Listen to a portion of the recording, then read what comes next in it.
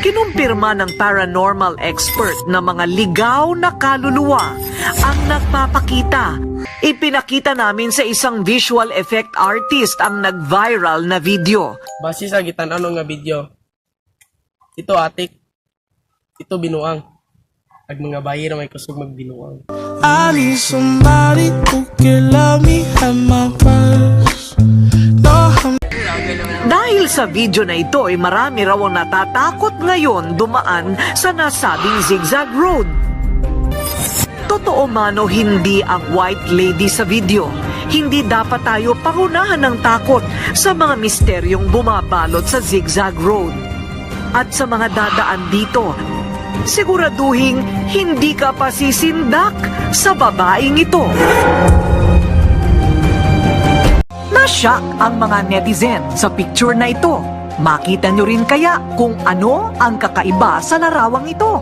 Kung tititigan, meron daw kasing photo bomber na hindi mo mawari kung tao o kung anong nilalang.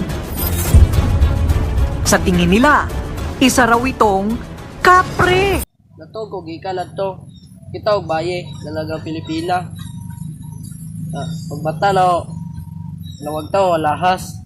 Mo ni sila na ibilin. Wag tang pati siya na wag tang na ako. one day when the sky Sadyang may mga kakaibang nilalang daw sa lugar. At kahit siya, pinagparamdaman ng mga di maipaliwanag na nilalang. Pero bago ang pagpapakita ng lalaking itim, nalaman namin sa mga taga rito na isang puno rin pala ang pinutol at sinunog, na maaring dahilan daw kung bakit nagpakita ang lalaki sa picture. Dahil sa mga kwentong ito, isa nga ba itong kapre o sokoy? At ayon sa kanya, totoo, hindi lang pala kapre o engkanto ang nasa lugar.